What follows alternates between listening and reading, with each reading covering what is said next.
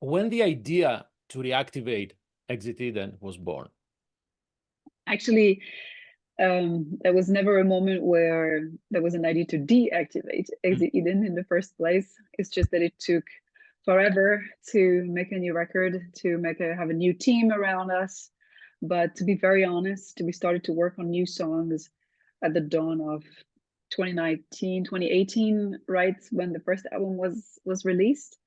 So there was always a desire to make another record, but it just took too long for many internal problems around the project. However, instead of 4 singers, now we have 3. Yeah. So how did you guys receive the news that Amanda will not be able to continue with, at least for the time being? Yeah, well, for sure, we could feel like, because of like how long it took for everything to be put in place, like there was COVID in between. We were not writing so often to each other, and then she was giving some news, and she was saying she was pregnant, and then yeah, we kind of felt that in our personal lives we were not exactly at the same moment in our lives, and then when her babies were born and it were twins, at some point she told us, listen, I think I have to focus on my family life at the moment. And that was right, like either in the middle of COVID or right after it ended. And before we started to work on the new record, and we understood, like everything seemed so uncertain back then with live shows, with everything, that her now having like 3 children to take care of, it's a complete different picture. And at first we tried to like not let her go so easily. We tried to tell her, listen, maybe Exit Eden won't tour as extensively as a regular band would. Maybe there is time, for some things here and there where you could still take part of. But everything was still so unsure and so cloudy about the Exit Eden's future that she didn't feel like committing to something that wasn't clear. And she was like, I'd rather let myself go now so that you can focus on the new record, and I'm out of the picture right away. And we respected that. However, and since you didn't find a 4th member, that means you have the door still open for her, right? Yeah, I mean, of course, she was a part of it. So if one day there is a chance she's a guest singer for a show, or she wants to join in a couple of songs of a new album, whatever, I don't think this would ever be a problem. But I want to answer to the first part of your question. It's not that we didn't find a 4th singer, it's that we didn't want to look for someone else. Thank you for clarifying that.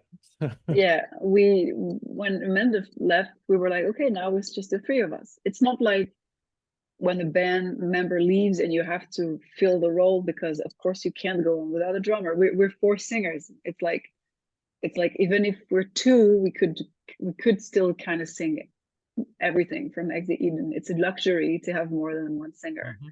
When of course, I mean, some bands they write for 2 singers, so it's different. But here it was a luxury to be 4. So when we realized, okay, we're 3, we can still do it. We can still sing our songs. We can still have different vocal colors. We decided, and we had an agreement with our record label that we stick to 3. So when did you decide to write original music, or was it in the band's mind from the beginning? It was not that from the beginning. No, this is something that grew up. This is an idea that grew up with when the project to make a 2nd record was more concrete. And this is thanks to our producer, Hannes Brown, who's the singer and songwriter of Kiss and Dynamite. He was part of the production team for the first record, so he's been part of the Exit Eden sphere since the beginning. And when he was like hired officially to be the only producer for the 2nd record, he was like, it would be awesome if not only do we do amazing covers again, but if we could also make some original songs. And he felt as a songwriter that he could do it. He was like, I think now I'm good enough of a songwriter to be able to pull some music, some songs that would be of the quality of the covers that we've been doing so far. And he submitted a couple of demos to the record label, and the label was like, all right, this is great music, so go for it. And it ended up that we managed to have half the record being covers still and half being originals, and it's amazing. Did it ever cross the band's mind to, hey, let's keep going, let's fill the entire album with original songs? Yeah, of course, but we thought it would be maybe too big of a step from the first record that was just covers and then silence for 7 years, and then boom, you reappear and it's only original songs. You know, I think it was a desire to be like, hey, we're back, we're still doing amazing covers, yet this time it's not too much pop, it's more rock and roll. But here we also are a legit band and a real creative outlet, and here are original songs as well. I don't know yet what the third record will be about, but yeah, we love that we have this diversity now. So how different was, and I'm sure it was, to working on original songs instead of working on cover songs? Well, it was amazing for Anna and Marina because they managed to get more involved in the songwriting process. Anna wrote a lot of things with Hannes directly, so this is really cool. It gives a real personal vibe to Exit Eden, and also enables us to kind of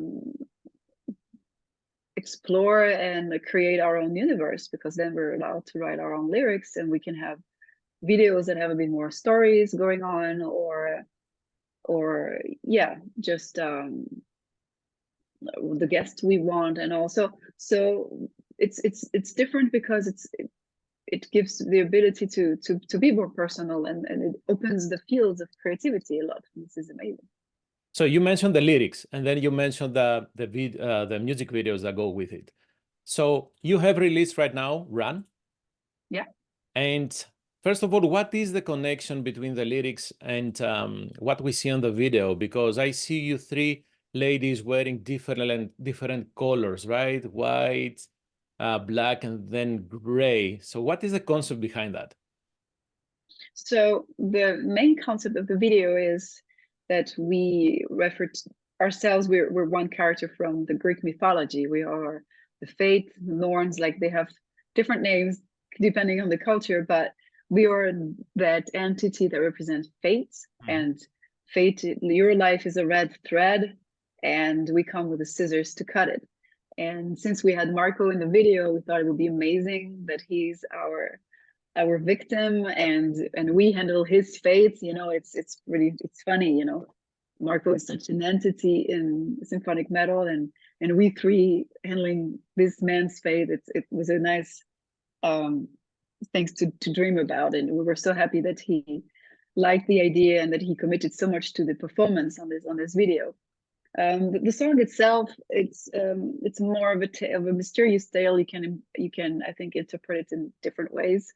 Anna wrote the lyrics, but I was responsible for the visual and the concept of the video. And when I was listening to the song and having one character voice and the three of us and three Femmes Fatales also, you know, I was like, hi, this folkish vibe. I was picturing something happening in the nature and being a bit mystical. And I thought, what can be like with the three of us? Are there any characters that are in any history, in any tale, in any legends that we could represent? And I remembered the Norns, and I was like, this is a very cool way of being femme fatale, but still in a different environment, and having Marco as a person, as a character, meeting his fate.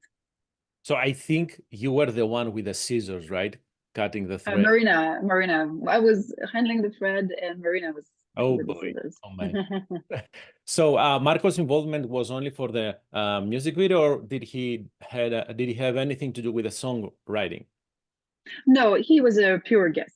Oh, The song existed without him at first, and when we made the demo, at some point, everyone was like, "Oh my God, if this part could be sung by Marco, it would be amazing." And then Napalm Records reached out to him, and he agreed. So that's it. I'm sure. No, I'm sure it will be interesting to do this live and have him as a guest singer. That will be awesome. Yeah, well, anything about mentioning live for Eden would be amazing, amazing. Like just the fact of being able to play live would be wonderful. It's not yet in the works, and the day that we can have those guests back, like if we can have Amanda back with us on the songs from the first record, and if we can even have Simone Simons on Frozen and on Skyfall, that would be amazing because she was a guest on Rhapsodies in Black. So yeah. Hey, you can do your own festival. You can have League of Distortion. You can have it. Yeah, absolutely. The That would be Epica easy, right? headlining, and then yeah. Have you or are you planning to film other music videos? We have 3 more videos to come. So you have done those, or Yeah, they're shot already. Yeah. are those for original songs or for covers? So in total, we're gonna release 4 videos, 2 originals, and 2 covers.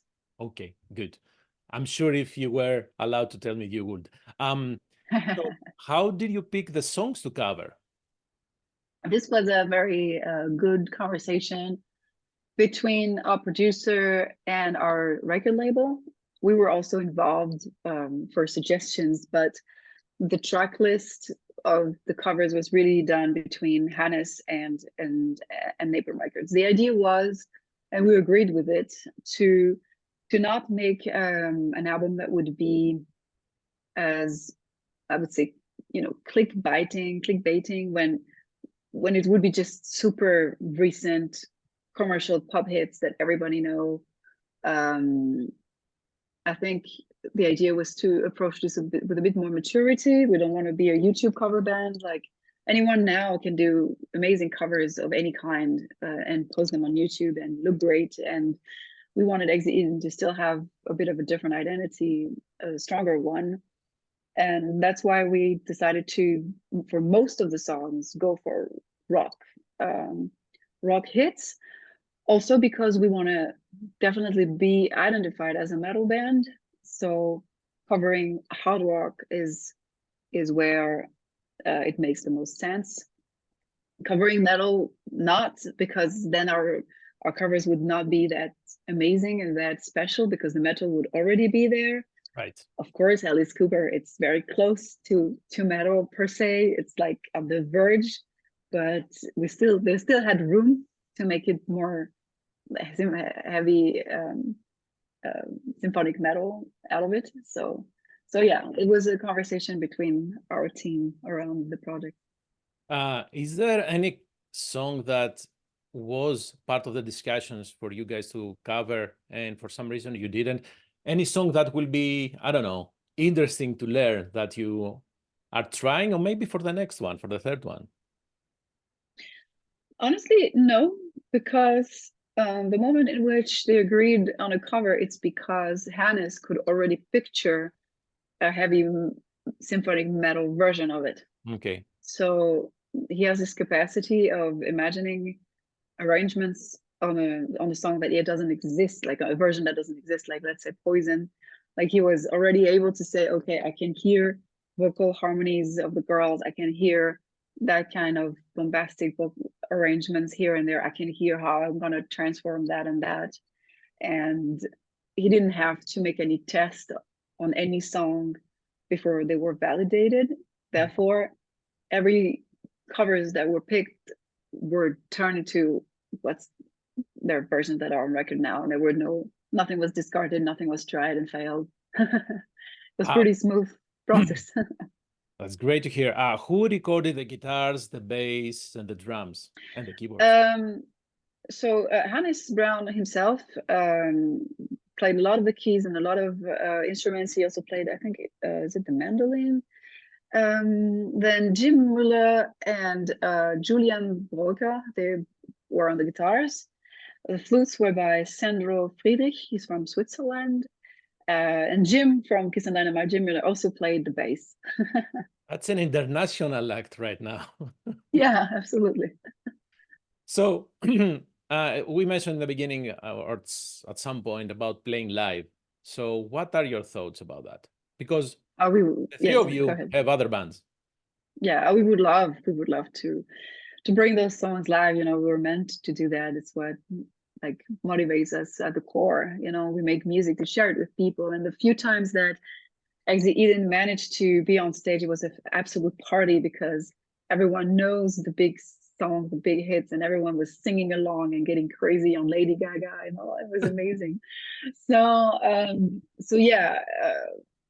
The thing is not that we don't want to, is that at the moment we don't have like a instrumental band around us per se. Like I'm sure Jim could maybe love playing live with us, but he's already like very busy with League of Distortion and Kiss and Dynamite. Right. So we'll have to form a band, and then you know when we've been absent from the scene for so long, it's hard to convince festivals or promoters or venues that hey, Exit Eden is worth something, you should book them. It's not like there is a huge history of our live shows either. So right now we know that we're coming back. We know that we have to raise awareness around our existence towards all these people, and hopefully at some point there would be enough of a demand from the record sales, the views to the buzz around the band, so that promoters and venues are asking for it, and then probably our record label would make it happen. I'm sure they will. Before I will let you go, I have to ask, what is the state of the Vision of Atlantis album? I know that you guys are recording. Well, we're currently recording vocals, and it's going very, very good. And I think we're planning to release the new record in summer next year. We have 2 tours confirmed, one in the US in April and one in Europe in the fall. So there will be a bunch of announcements in the next months to come, and some videos are going to arrive as well. They're not shot yet, but yeah, we're surfing the wave. Great to hear about the US, because I have seen Vision of Atlantis, I think 3 times, I want to say, or at least 2, and each and every time it feels that the US audience is growing on Vision of Atlantis. So in April, the tour will be a headlining one, or? No, it's not going to be a headline. We wanted this to be a headline tour, and then we got a very nice offer that probably would help us like play in front of maybe a little different crowd, still enable us to reach more people, so that when we come back as a headline, more people would know about us, and probably help make that next US headline tour more successful. So we felt like accepting to be a direct support to a very good band again before returning as a headline, maybe in 2025.